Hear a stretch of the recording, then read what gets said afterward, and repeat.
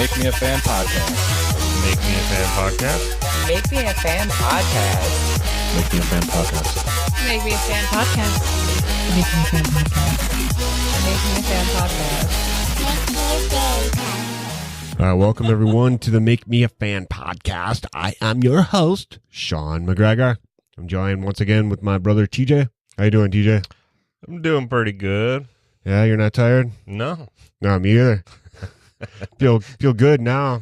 All right. Had a couple days to relax. It's Thursday. Week's almost over. Yeah.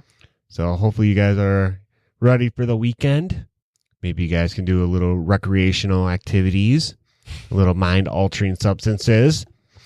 Speaking of which, our topic today is one of the first ones I think TJ actually brought to the table. Yeah. Other than episode 1. Oh, yeah, Pokemon. Yeah. Yeah. I think that's about the only two.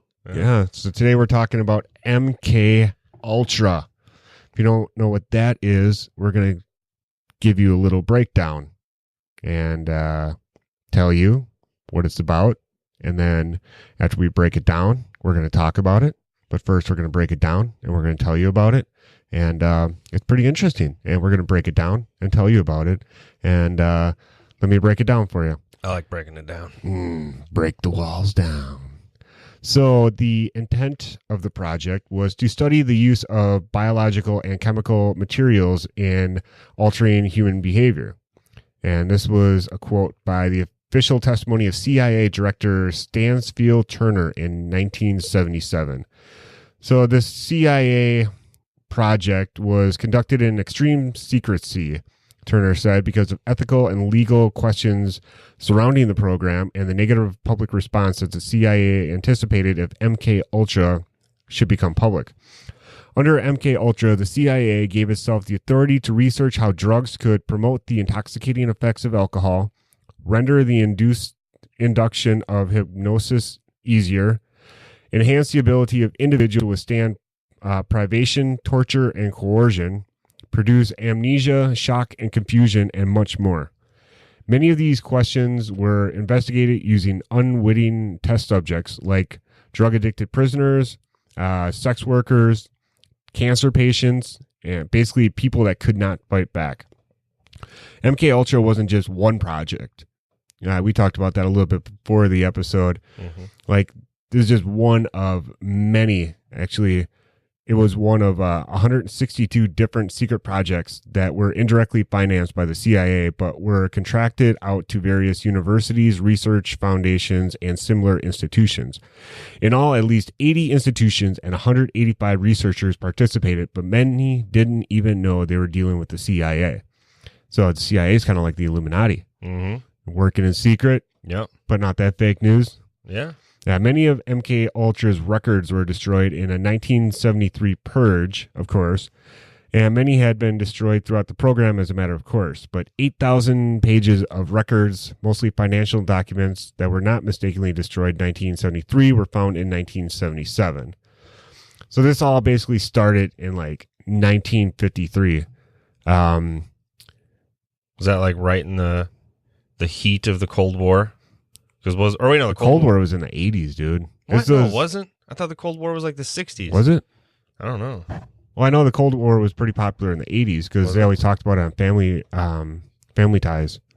Family Ties. Is that the one with Mike, the dude from Back to the Future? I don't know. Michael J. Fox? I don't know. Yeah, where he was like, everyone made fun of him because he was a Republican. Really? Yeah. I don't remember that. Yeah. He was like super conservative and everyone made fun of him. I don't know. I was like, yeah, Ronald Reagan's stupid. I was like 6 years old. I don't know. So yeah, this fucking MKultra shit from what I read is crazy. Yeah.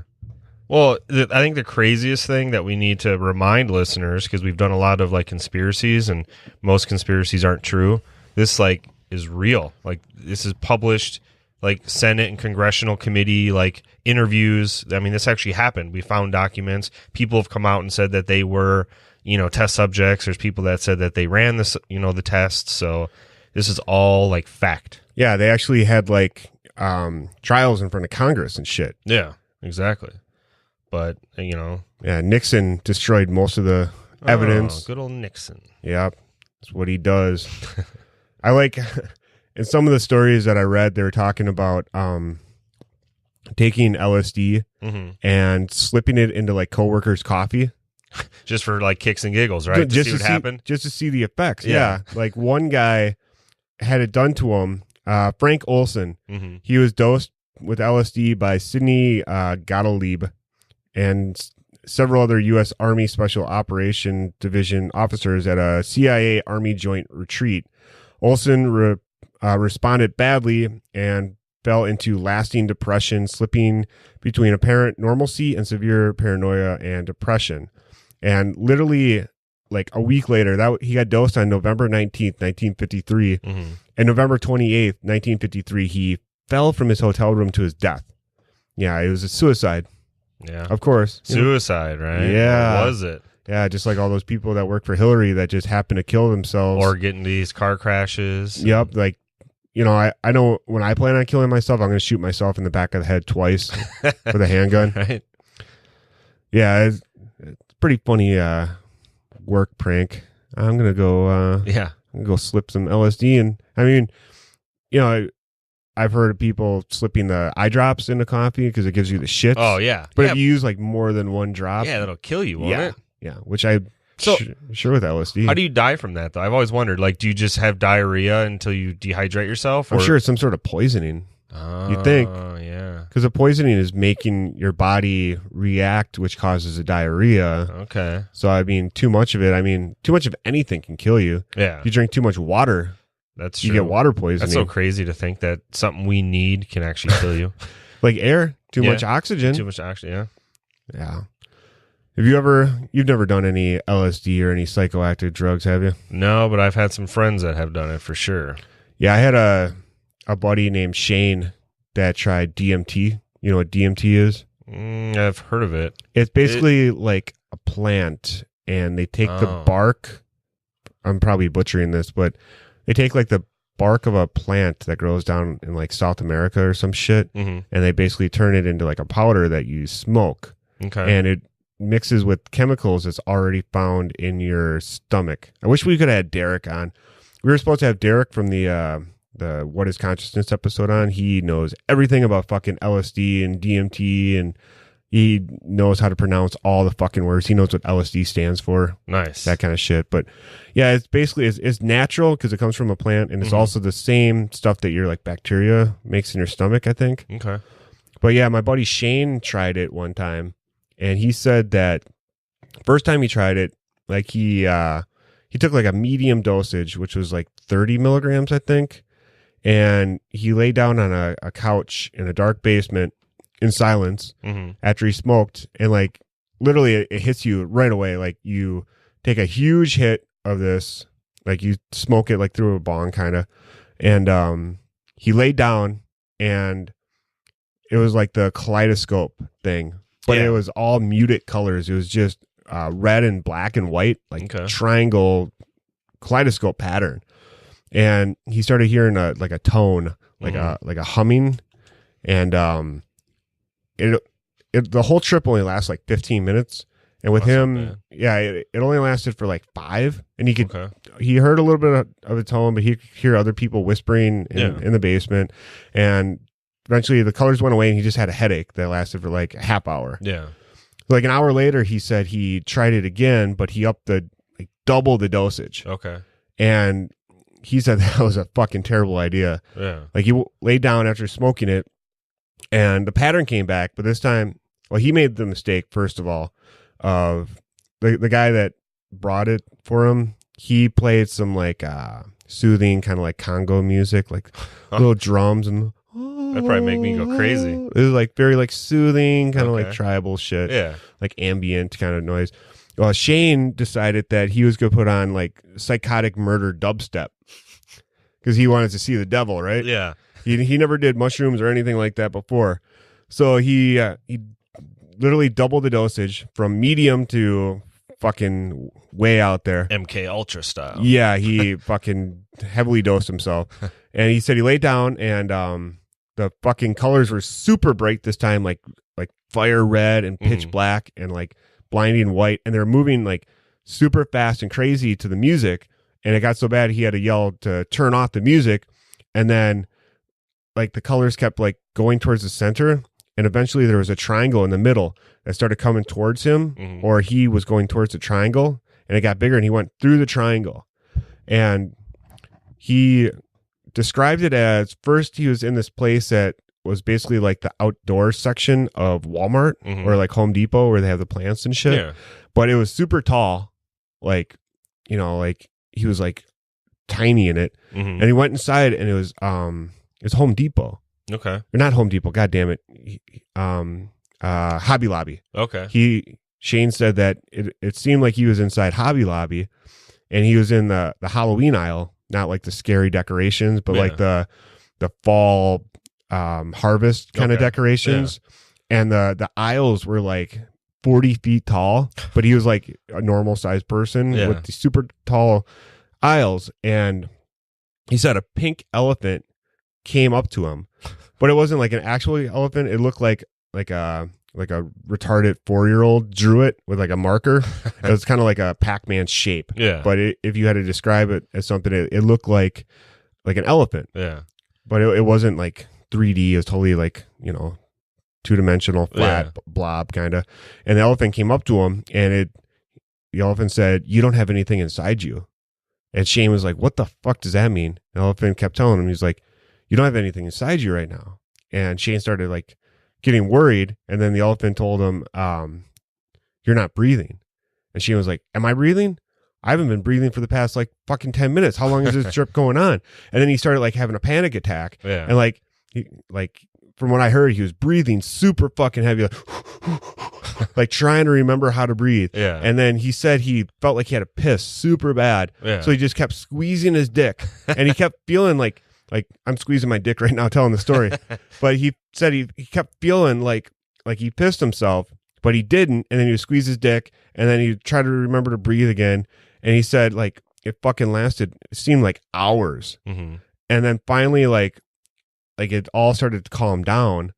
But when he got up, like there was like red, like, you know when you ever take a picture and you do like special effects on it, like in your phone, there's one effect where it like mirrors the image, but like you have the normal one, and then it puts like a red one and like a black one over it, and they're kind of slightly out of tune. Yeah. Does that make sense? Yeah. He said everything looked like that, and it was kind of like vibrating.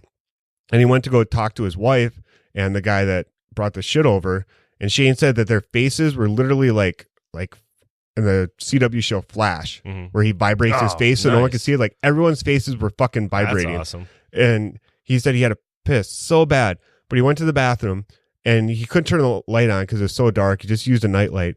And he said there was fucking 3 toilets that kept moving. And he was like, "Fuck it, I gotta piss. I'm just gonna aim for the middle one." Yeah. And he said he made it in the middle toilet, but yeah, he said the fucking vibrating faces and the special effect lasted for like 20 minutes after the fucking DMT trip ended. Dang. Yeah. That's crazy. Yeah, that makes me never want to fucking try that shit ever. Yeah, well, yeah, like it seems like everybody that has done these before, they're like, "Oh, it's so great," but then when they tell you their story, you're like, well, "Wait a minute, like you had a panic attack, or like, you know, this happened or that happened. Like, why do I want to do it if, you know?"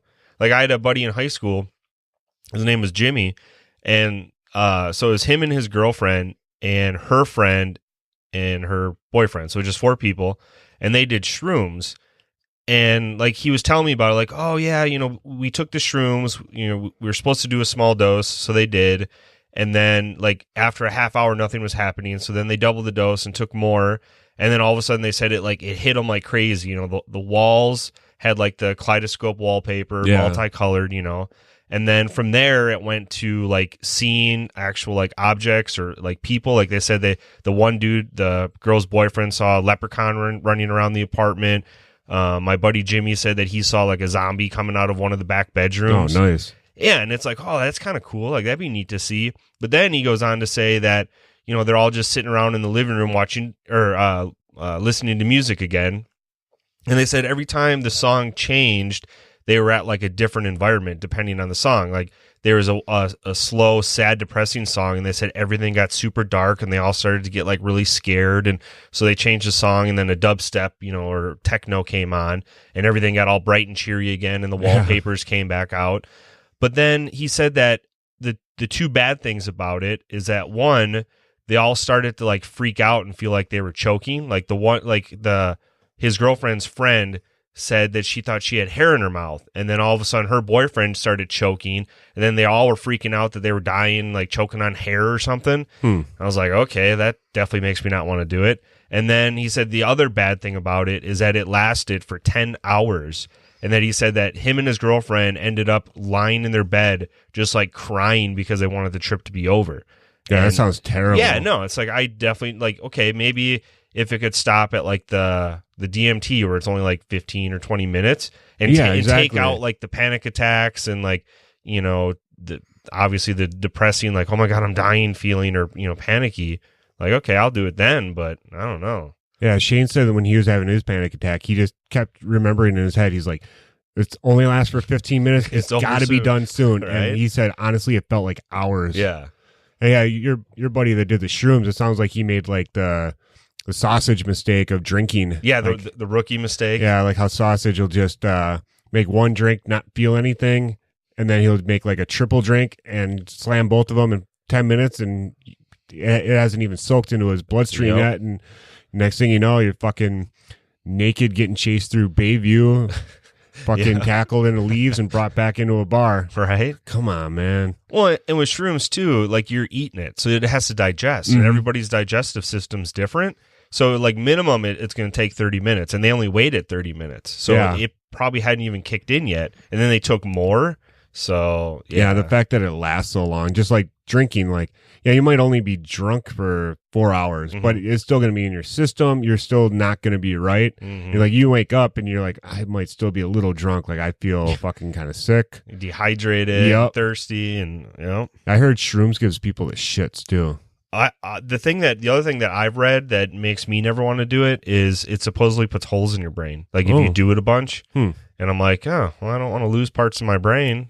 Like, because one of the side effects I read was if you do it too much, that you start like grinding your teeth and like having like mouth issues like that. So that like the whole thing that I've seen on like don't do shrooms, and then like the advertisements, like the marijuana commercials or like the tobacco commercials, they'll have like a pacifier because they'll be like, if you do shrooms, you're going to be sucking on this for the rest of your life. And it's just like, okay, that's weird. That. Yeah. Like, I don't know if it's true, like the whole myth that if you do, acid more than 10 times, you're legally insane. Oh, really? Yeah. That was one of the rumors when I was in high school. Oh. And also that if you've done acid or LSD and you crack your back and drink orange juice, you can trip again. Yeah, well, it supposedly stays in like some of the spinal fluid. Derek said that's complete bullshit. Really? Yeah, and he knows all about this shit. I don't know.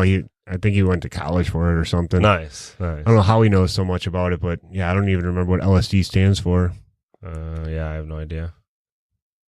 Yeah, we're not even talking about MKultra. Yeah. Oh, yeah. So back to like my favorite experiment that I can somewhat remember was I guess there's two. The one is they would have a patient and they'd like strap them down, and in one arm they would inject them with barbiturates, which basically makes you tired. It's like kind of like a tranquilizer.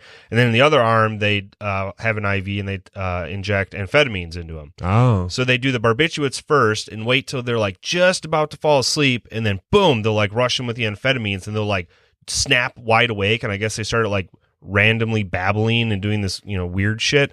But then there were times they said if they could like get the dosage right and do the timing right, where they could ask them questions and they would actually get coherent answers, and it would be like the truth.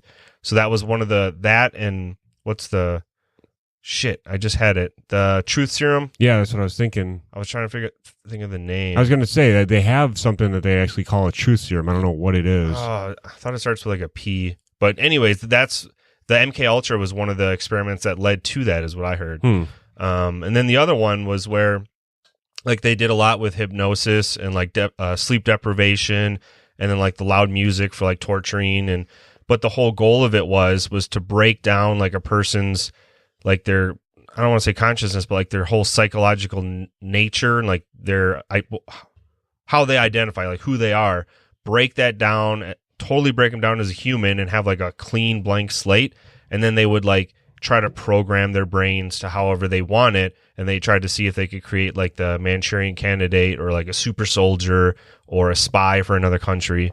Yeah, I was going to say, it's strapping someone down and shooting meth and sleeping pills in a different arm sounds like how you get Deadpool. Yeah. Oh, really? Is that what they did? Well, in the movie, they kind of did something like they would suck all the oxygen out of him until he was just about dead, and then give it back to him. Yeah. It's just like, that sounds like Weapon X program is just like MKultra, basically. Yeah, maybe that's where they're trying to bring out the mutant genes in people. Yeah.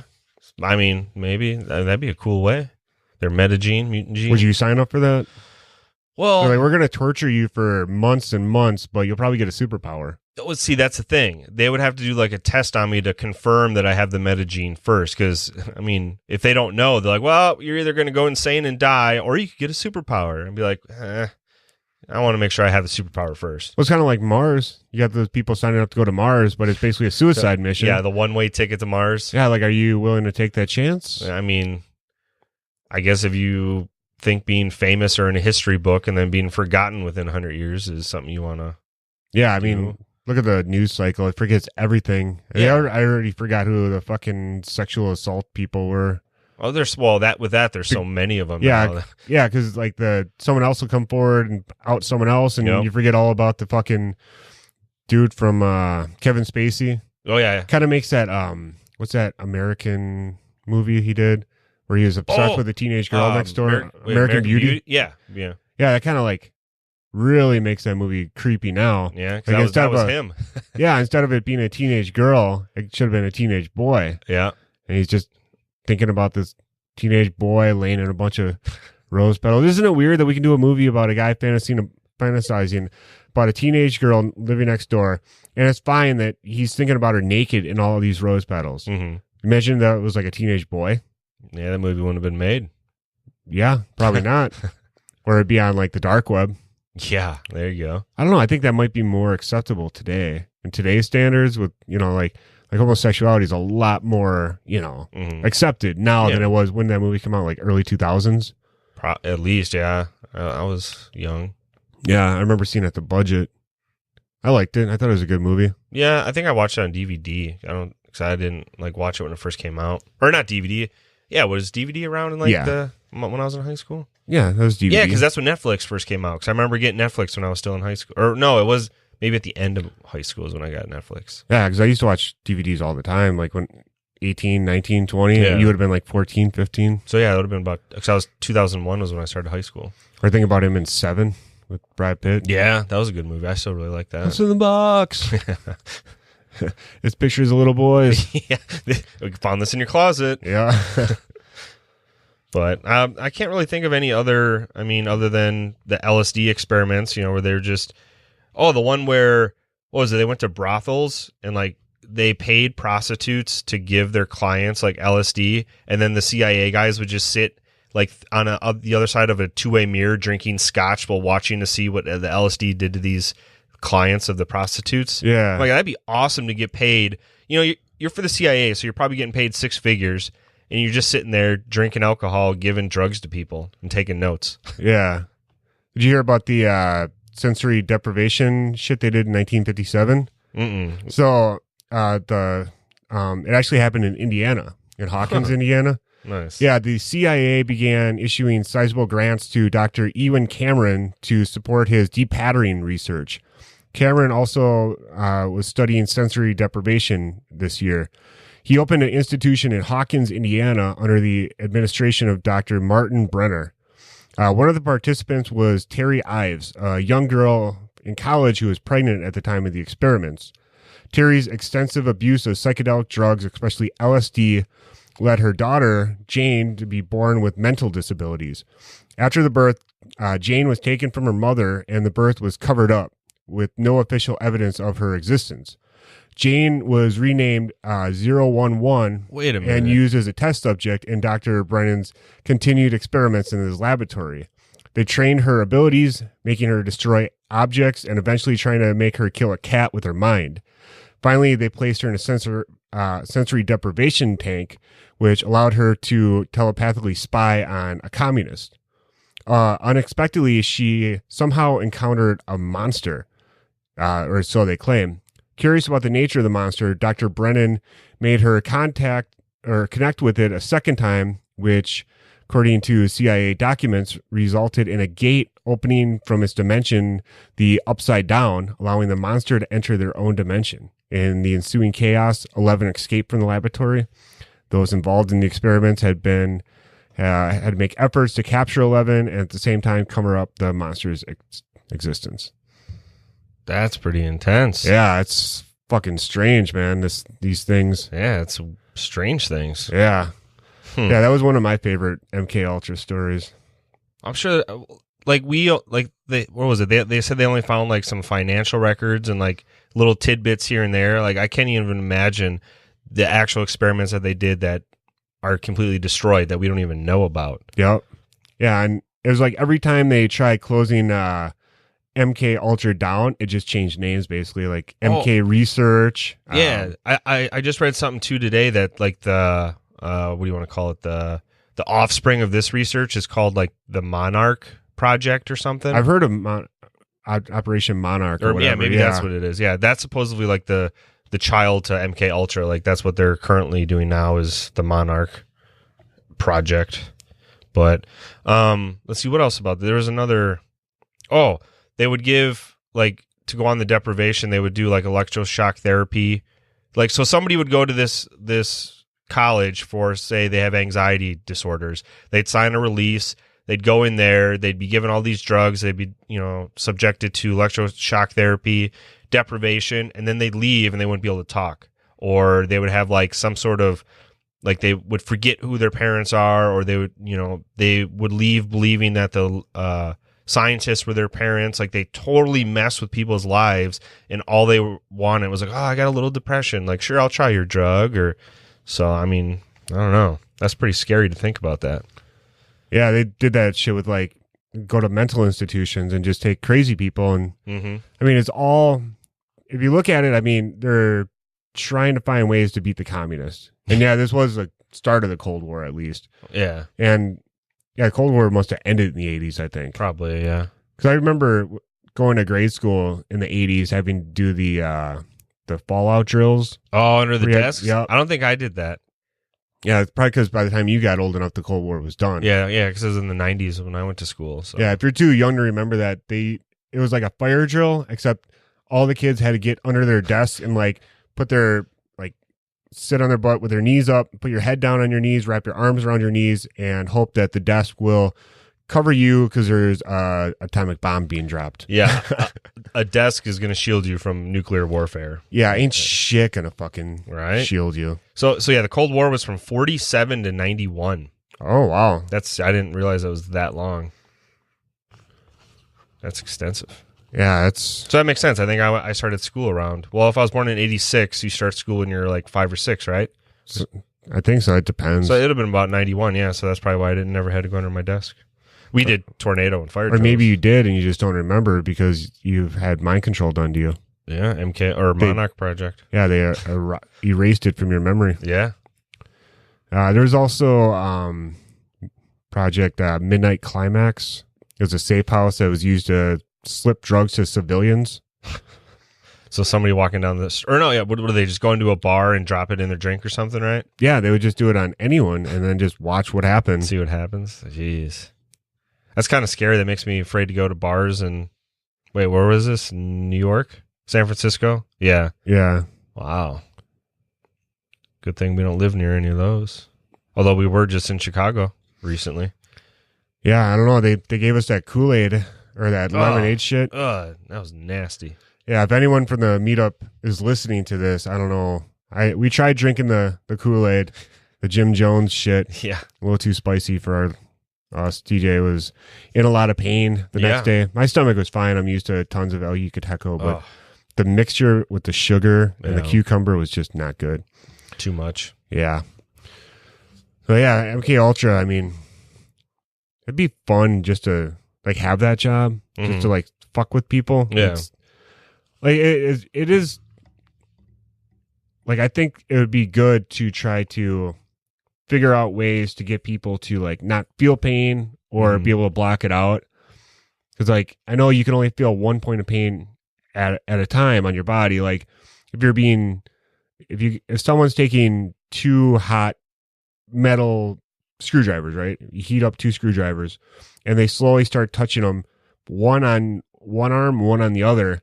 You're not going to be able to feel them both. You're only going to feel one. Whichever one's the most pain. Yeah. So your body can only feel 1 point of pain. Like if you have a broken hand and it hurts really bad and you fucking stub your toe, the toe is going to fucking hurt and you're going to forget about your hand. Yeah. Is that why I always, back when I was a kid, I guess I don't want to use names, we had a neighbor kid and he'd be crying because whatever happened, and his grandpa would come out and be like, "You want me to give you something to cry about?" And he said he was going to like smack him upside the head or something. Oh, yeah. So I don't know. Or maybe that was just being mean and abusive. I had that threat done to me many times. I'll give you something to cry about. Yeah, right. I think all he's saying is you don't have a reason to be crying. Shut the fuck up. I'm going to make you have a reason. Like you're crying over spilt milk. Stop it. Yeah, you baby. Yeah, little fucking snowflake. No offense to any snowflakes out there. Yeah, we like you. Yeah, TJ's a millennial. Yeah. I forget what I'm called. They just came up with a new name for people born in the late 70s and early the later 80s. millennial or early millennials, but they're called something else. Yeah, I think we're called the Millennial Falcons, something like that. If we could like do safe tests, like I don't think LSD is really going to make you some sort of super soldier, but it would be good to, like I'm pretty sure like I don't know if it's Marines or FBI agents or whatever, they have to go through training so that they can withstand torture. Yeah. So, I mean, I guess it's kind of like Fight Club when he does a chemical burn kiss on his hand. Mm-hmm. And he's saying you could do all this, you could do all that.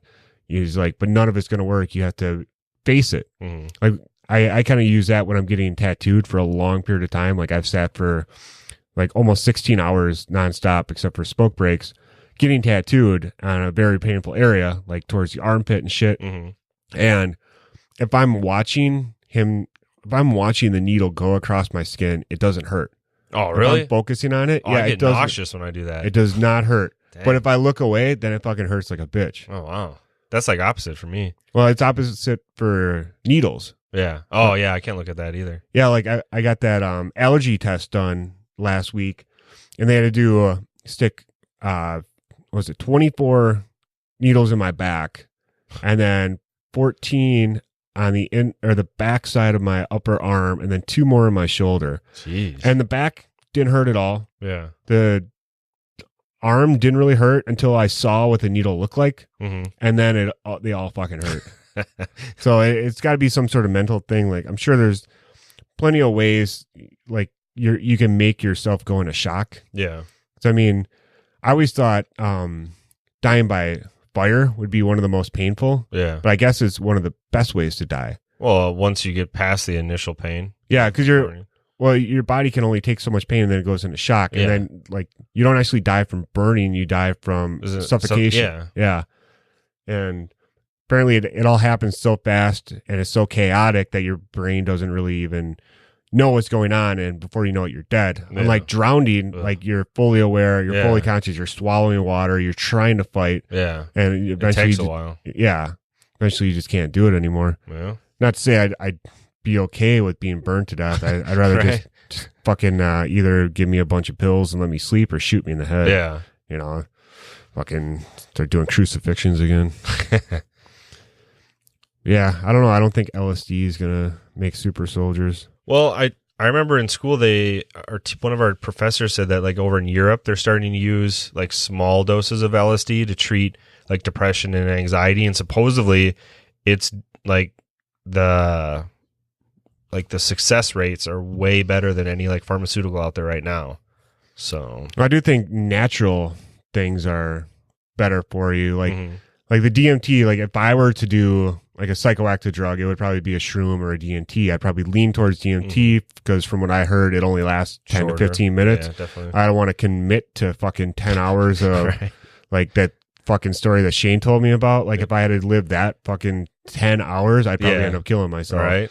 And yeah, like you look at weed. I mean, weed's practically fucking legal everywhere now. Yeah. Like medicinal marijuana is coming to Wisconsin. Yeah. It got signed.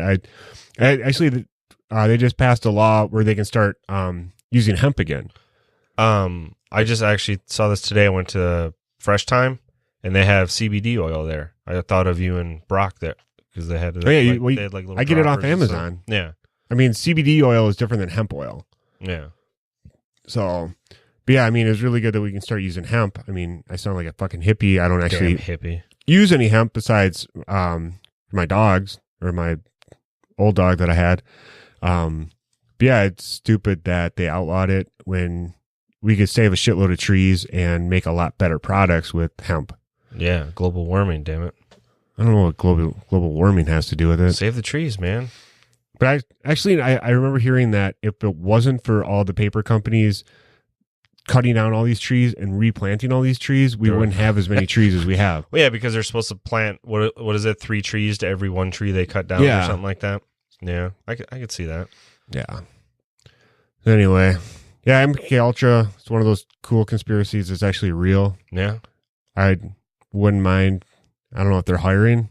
If I can submit an application right. to be one of the agents. Yeah, not a test Although, subject. no, maybe not, because fucking one of my asshole coworkers might So be like, oh, Sean's, he's a little cranky today. How a little fucking LSD in his coffee. We'll see how he reacts. Next thing you know, I'm jumping out fucking windows. right?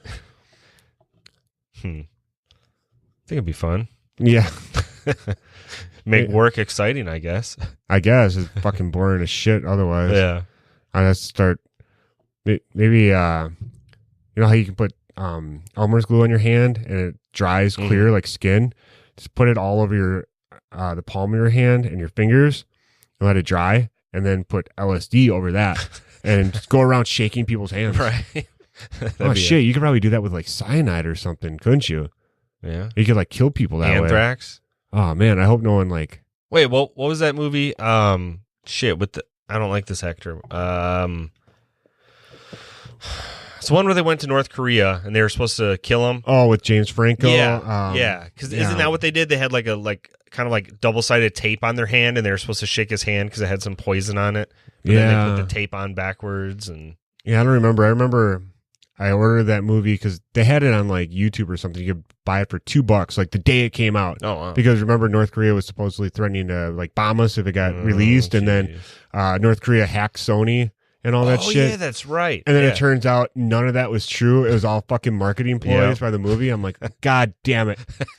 I was like, I even posted on Facebook. I'm like, I don't support this movie, but I don't support North Korea either. I fuck them both. Yeah. That's why I'm paying for it. And then you guys got me good. Got your damn money. it. Fucking sons of bitches. Oh, all right. Well, thank our sponsors, Balanced Yoga and Wellness at 9733 West St. Martin's Road in Franklin, Wisconsin. You can visit them online at getbalancedyoga.com. Use the promo code MMAF to get 1% off any orders. We're still taking pre-orders for our sexy our sexy calendar. We better get on that. We only have like a week left or something. Well, I was kind of thinking maybe instead of making full-size calendars, we can make those little calendars that you just stick in semis. The little dash ones. Yeah, little dash ones. I'll hand them out at work. All the truckers. Give them to Joe and hand them out over there too. Oh, there you go. Yeah, they'll probably like it a lot more. I'd like to thank our other sponsor, Deerwood Photography, the best female, I'm going to say best all-around photographer in our solar system, I'd say. Go check out all the prints at Deerwood Photography on Facebook. What did she say they were classified as? Like a life event photos or some shit? No, I don't know. I don't remember. I don't know photography. She take pictures of babies, kids, weddings, dogs, cats, everything. So check them out. Use the promo code Make Me a Fan, and you get a free print with any order. Find us on the internet at Make Me a Fan Podcast on Facebook and Instagram. We are Make Me a Fan Podcast on Twitter. We are just Make Me a Fan. Thank you for listening. If you are going to dose anyone with LSD, I strongly recommend you don't. Just take it yourself. Don't be a dick. All right, say goodbye, TJ. Goodbye. Make Me a Fan Podcast. Make Me a Fan podcast. Make me a fan podcast. Make Me a Fan podcast. Make me a fan podcast. Make me a fan podcast. Make me a fan podcast. Make me a fan podcast.